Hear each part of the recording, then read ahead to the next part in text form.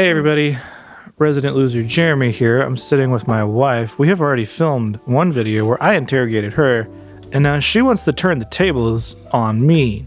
I'm a little nervous, not sure what to expect. So she is going to interrogate me. Fire away. It's time for me to dig in and find out the things that he doesn't know to ask himself. So here we go. I love it. So your question was... What is the advice that you give people as to how to make a relationship work while trying to run your own business? Like, what do you think some of the things are that we do to make it work? I think there's a lot of things that we are different than a typical couple. That's easy to say. We only know our relationship, but we've always approached a relationship with like fairness in mind from the beginning. Mm-hmm. We both do everything around the house. We both take care of the kids. We both cook. We both clean. Me a little more with the cooking. But I like it. More. I like to cook. You're way better. I think just having that flexibility is huge. And being able to, like when your schedule changes with work, it takes me a while to figure out like, okay, how can I adjust my day to suit musicians who are hard to kind of fit in anyway? But I do find making like a hard line with people and just saying, no, my day stops at this time. And it's mostly, they respect it most of the time. I think the work-life balance is just the biggest thing. You have to make that conscious decision of, do you want a relationship and do you want to run your own business? And if so, they can both work. You just have to work at both of them. Mm-hmm. So on a totally different note, something that I have always thought would be interesting to talk about on the channel, somebody that is a singer. I love to sing. I would love to create an album, but I'm not a songwriter. I don't have songs to bring. I don't know what to do. You know, what are the type of conversations that you have with people that call you and are just like, I want to sing and I want to record, but I have no idea where to start? This actually just happened yesterday. It happens a lot. And most of the time it doesn't go anywhere because when they see the mountain they're about to climb, they're suddenly less interested. Because there's a lot to it. Like if you just want to be a singer, be famous, and the only thing you've ever seen is like American Idol or The Voice or any other like talent shows that propel people into like the higher levels of the industry, artificially or not, whatever. When that's all you've seen and you call a recording studio like me, and it does happen, it's always an interesting conversation because it's like they're trying to sell me on how good they are. Right. When really I'm a recording studio. There's so much room for any kind of talent or any kind of skill level. And you don't want to say like, if you're a bad musician, you're not going to make it. If you're decent, if you're good and you work hard, you'll get somewhere. But when you don't have songs to start with, that's normally what I'm trying to push for. I try to get information out of them because they don't even know the vocabulary to what to ask for. So, or the process. They have no idea what the process is. They just know, I like to sing. Can you do something? Yeah. And this person that I talked to yesterday, it was, I want to be famous. I want to see how far I can make it in this industry. And so I said, okay, do you have songs? No. Do you have general ideas? Do you have genres? Let me hear music you like. What kind of music do you want to make? What kind of emotion do you want to put forth? And then, do you have melodies in your head? Can you sing them into your phone? And then from there, I can build chord structures. And then after that, it's just like a stepwise function. But time takes money. Right. When you start talking numbers with those people, it really scares them off because songwriting is nothing but time. And that takes cash. Well, songwriting is also a skill. Not everyone can, everybody that can sing can't necessarily write songs. I think that is a skill that needs to be nurtured with many different artists from the beginning. Like if you're in school and you're young, we need to encourage them to start learning how to write songs because that's how you can get somewhere. Because the very first question you said is, do you have any songs? Nope. I can do covers. And that's fine, but there's a whole list of other issues that come along with just that. Because there's a whole lot of legal loopholes you got to jump through to make sure you're doing it the right way. I can't just rip a song off of YouTube and have you sing on it, know? Can for fun, but not for real. That's hard to make a career on. What else you got? These are good. I think you've talked a lot about where you've been and how you've gotten to where you are now. I think it would be interesting to talk about, like, where do you see the future of the studio? Like, what's the next step that you see it going in? Because, like, you're not a person to just stay stagnant, So, like, where do you feel like in the next 2 to 5 years, like where would you like to see the studio grow, and what does that look like? That's a good question. It's a January type of conversation. I am definitely that guy who always has like 6 things going on at the same time. I definitely try to segment them as much as I can. Like whatever else is happening is aside from the studio. YouTube and the studio don't really exist in the same spot. But I think there's a whole lot with like YouTube has like opened up a whole lot of doors for working and not being locked to my geographic location. We're in a small town in Indiana and it's not Nashville. And sometimes you can catch crap for that or people are surprised. Sometimes that's what people like. Yeah. They like that you're not going to sound like another Nashville artist. Right. Or yeah. But I love being here and not like a really, really big music hub because overhead is so low. This is an investment property for us. I see a whole lot more going down with like YouTube and working with people from all over in my mind. Because I know when we initially started talking about the studio, you were like, eventually I'm going to want an office manager and like I'll probably want somebody to do my booking. And, you know, do you feel like you're getting close to needing to like bring another person on board, or is it kind of like... You said I am. You've said that on multiple occasions. I think in some ways I'm there, but I just don't know how to make that work. And I'm such a control freak that I need to have my hand in every part of it. I will say when I have given up certain responsibilities and like let people take over other things, it's worked out fine. So why wouldn't it work in these other situations? I think what we're trying to say is we need an intern for booking. Specifically for booking. I don't know. I don't like internships. I don't like internships. So why not? Why do you not like interns? From what I know, you've had one and tried to have another. I've had a few. What is it about interns? What do you like? What do you not like? It's not that I don't like interns. One of them was fantastic. She was great. I won't call her out, but I mean, she was incredible, and I think she could do what I do easily.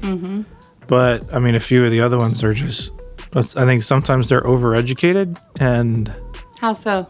There's a couple schools around here that have really, really good music tech programs, and they'll be overeducated in the minutia of like acoustics and music technology, and these are the numbers you should hit for this given situation. And it's just like a total drag on a session. Nobody likes the smartest guy in the room who's trying to be the smartest guy in the room, and it just drags the session down, or they're overconfident and end up deleting something they shouldn't. So those people haven't stuck around. But that aside, I was always weird about having interns. Even when I had the one I really liked, I paid her. It wasn't a consistent thing, but like if I had extra money and she really helped on the session, I gave her money. I would rather have like somebody who works and like provides value rather than somebody who sits on the couch and just expects me to teach them. Sure. And I mean, the traditional thing, like, I'll come clean your bathroom, like, that's cool, but you're not going to see much. Yeah, but I mean, at the same time, like, I want to teach.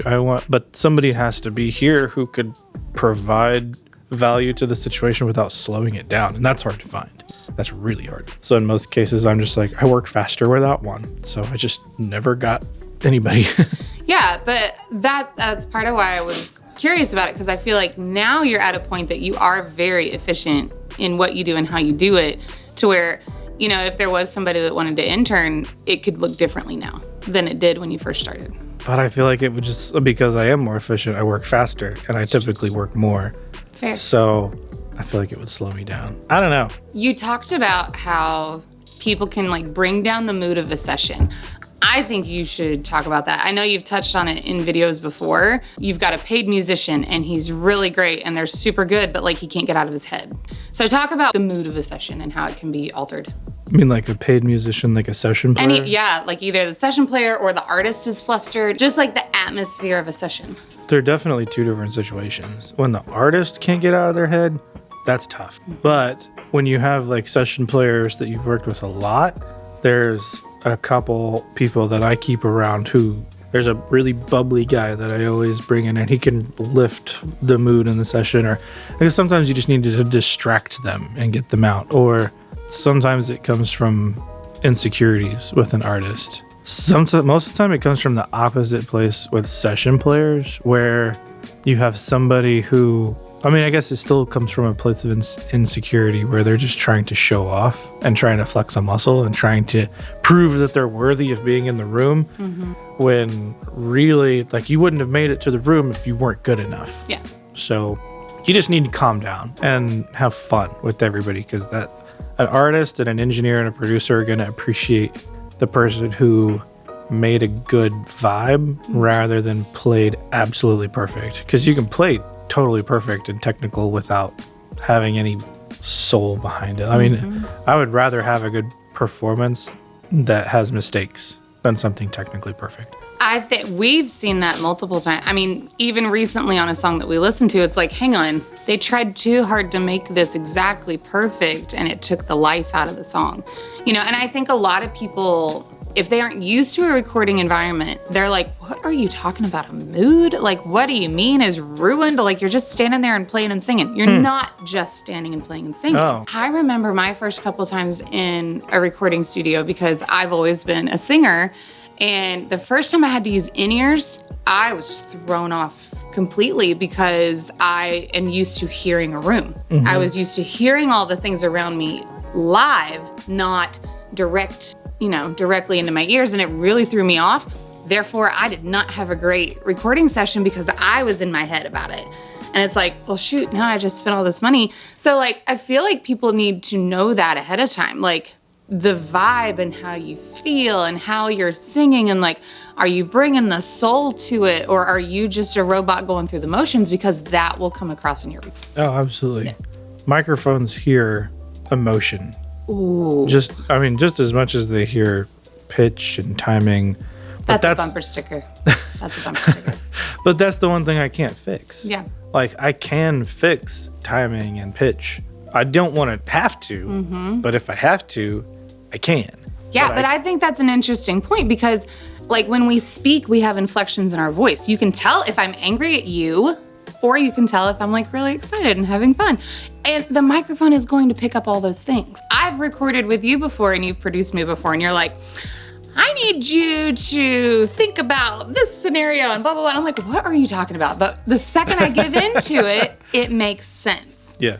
And so I feel like you could do an entire video just on the vibe of a session. But that's interesting. Yeah, because I think that's a lot of things people don't think about. They think they're going to come in and play and run through it a few times and it's done. And it is not that simple. There is definitely, with engineers and producers, like, we want to buy our way into better mixes. And I've been guilty of that in acquiring gear over the years. But there's so much more of it that's, you need to distract that person into getting into a place where they believe what they're saying as they're saying it, because them saying it in an emotional way changes the way all the other musicians in the room are playing, because everybody's reacting in the moment. And at least the way I have my studio set up, and not all studios are like that. I should place that caveat on it. The way I approach it, I'm trying to create a space that gets rid of distractions so that everybody can react in a musical way. I've heard people that have worked with you before that talk to me, they say that that's one of your absolute strengths, is that you can control the room, you can calm everybody down, you can get them in a mood, you know. They understand when they're working with you that, like, you're getting to a place with what you're doing and you have a process to it. Versus if you had an engineer that just pushed buttons. That would be another question for people that don't understand the difference. What is the difference between the engineer and the producer, and can they be the same person? I think they can. It's hard.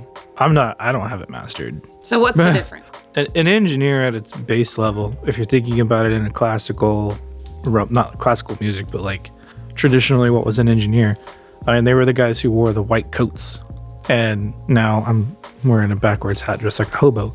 But as an engineer, I think at its most basic level is you're just focused on the sonics of what's happening and making sure there's no issues, like certain things aren't conflicting with other sounds, and everything is as true to its original sound as it could be. And your tools are using whatever microphones, preamps, compressors, good converters, all that stuff to just do that. And when you switch to producer, now you're using all those things as like a musical instrument.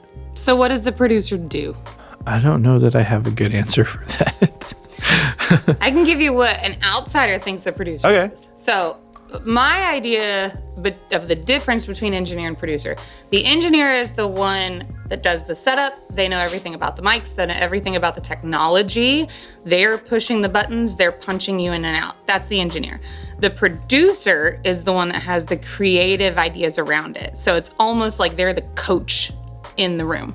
They're the ones that are going to be like, I need to get this out of you. You know what? Why don't we move this plant over there? I think it's going to feel better, or lighting, which is good too. But that they're the ones that see the vision of the song and work with the engineer to get the product that they want. Does that make sense? Makes total. It's hard for me to answer because I play both so often. So it's hard to segment because I think I like to think that I focus on the technical stuff so much, but once I've sat with all of my gear for so long, I am starting to use it in creative ways rather than sonically perfect ways. I think you spend so much time pre-pro. You spend so much time ahead of time learning and knowing your technology that it's easy for you to be the producer the day of. That's not pre-production, but that's okay. You study. You did your homework. How's that? You've done your homework to know how everything works so that the day you have players in a session going on, you just immediately turn into a producer. Correct me if I'm wrong, but I think it's difficult for you to not produce. Yeah. There's definitely situations where bands come in and they just want a button pusher. Talk about the difference between an artist that comes in that is set in exactly what they want and an artist that's open to suggestions. Like, how do those play differently and what does that look like? I don't know that one's better than the other. It just depends. If that person who knows exactly what they want, if they have everything already in place and they've done their own pre-production, then that's helpful. But if there's somebody who says, and I've encountered this before, I know exactly what I want, I'm a perfectionist, I've been to 6 different studios and they can't get what I want, but they also don't give you anything to go on. They won't give you reference tracks because they want to sound like them. They don't have any pre-recordings that they want to share because they want to create something new.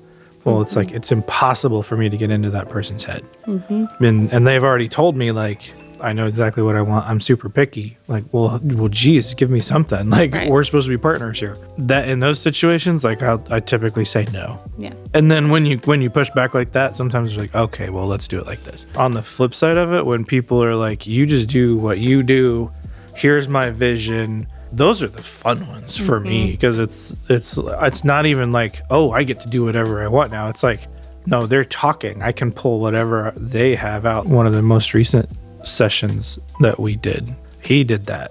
Say, do whatever you want. But I mean, a lot of the stuff that I created wasn't stuff that I would normally create. Yeah. Like, I was channeling him through that process, and that was a whole lot of fun. I think an interesting kink you can get into is sometimes when you have a band and you have some members of the band that are all about your ideas and some other members that are like, no, we're doing this. So like, if that scenario comes up, how do you handle that? Some members who are bought in and some who aren't. That happens a lot.